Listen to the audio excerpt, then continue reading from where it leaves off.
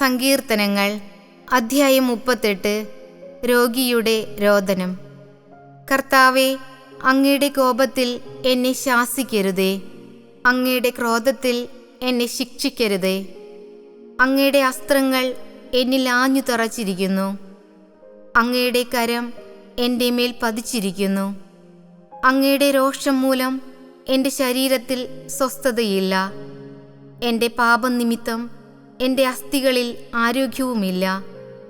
എൻ്റെ അകൃത്യങ്ങൾ എൻ്റെ തലയ്ക്ക് മുകളിൽ ഉയർന്നിരിക്കുന്നു. അതെനിക്ക് താങ്ങാനാവാത്ത ചുമടായിരിക്കുന്നു. എൻ്റെ ഭോഷത്വം മൂലം എൻ്റെ വ്രണങ്ങൾ അഴുകി നാറുന്നു. ഞാൻ കുനിഞ്ഞു നിലം പറ്റി ദിവസം മുഴുവൻ ഞാൻ വിലപിച്ചു കഴിയുന്നു. എൻ്റെ അരക്കെട്ട് ജ്വരം കൊണ്ട് പൊള്ളുന്നു. എൻ്റെ ശരീരത്തിന് തീരെ സൗഖ്യമില്ല. ഞാൻ തീർത്തും ക്ഷീണിച്ചു തകർന്നിരിക്കുന്നു. ഹൃദയക്ഷോഭം നിമിത്തം ഞാൻ നെടുവീർപ്പിടുന്നു. കർത്താവേ, എൻ്റെ ആഗ്രഹങ്ങൾ അങ്ങേക്കറിയാമല്ലോ. എൻ്റെ തേങ്ങൽ അങ്ങേക്ക് അജ്ഞാതമല്ല. എൻ്റെ ഹൃദയം തുടിക്കുന്നു, എൻ്റെ ശക്തി ക്ഷയിക്കുന്നു. കണ്ണുകളുടെ പ്രകാശവും എനിക്ക് നഷ്ടപ്പെട്ടിരിക്കുന്നു. എൻ്റെ സുഹൃത്തുക്കളും കൂട്ടുകാരും മഹാമാരി നിമിത്തം എന്നിൽ നിന്ന് അകന്നു നിൽക്കുന്നു. ഉറ്റവർ അകന്നു മാറുന്നു. എൻ്റെ ജീവനെ വേട്ടയാടുന്നവർ കെണികളൊരുക്കുന്നു. എന്നെ ഉപദ്രവിക്കാൻ ആഗ്രഹിക്കുന്നവർ വിനാശത്തെപ്പറ്റി സംസാരിക്കുന്നു. അവർ ദിവസം മുഴുവനും വഞ്ചന നനയ്ക്കുന്നു. ഞാൻ ബധിരനെ പോലെയാണ്, ഒന്നും കേൾക്കുന്നില്ല. വായി തുറക്കാത്ത മൂകനെ പോലെയാണു ഞാൻ, ചെവി കേൾക്കാത്തവനെ പോലെയാണു ഞാൻ. ഞാൻ ഒരു മറുപടിയും പറയുന്നില്ല.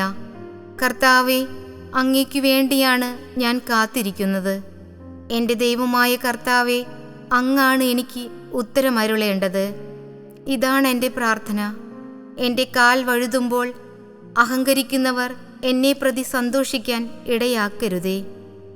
ഇതാ, ഞാൻ വീഴാറായിരിക്കുന്നു. വേദന എന്നെ വിട്ടു പിരിയുന്നില്ല. ഞാൻ എൻ്റെ അകൃത്യങ്ങൾ ഏറ്റുപറയുന്നു. എൻ്റെ പാപത്തെപ്പറ്റി അനുതപിക്കുന്നു. അകാരണമായി എൻ്റെ ശത്രുക്കളായി തീർന്നവർ ശക്തരാണ്. അന്യായമായി എന്നെ വെറുക്കുന്നവർ അനേകരത്രേ. നന്മയ്ക്ക് പ്രതിഫലമായി അവർ എന്നോട് തിന്മ ചെയ്യുന്നു. ഞാൻ നന്മ ചെയ്യുന്നതുകൊണ്ടാണ് അവർ എൻ്റെ വിരോധികളായത്.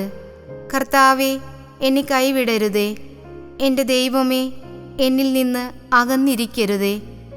എൻ്റെ രക്ഷയായ കർത്താവേ, എന്നെ സഹായിക്കാൻ വേഗം വരണമേ.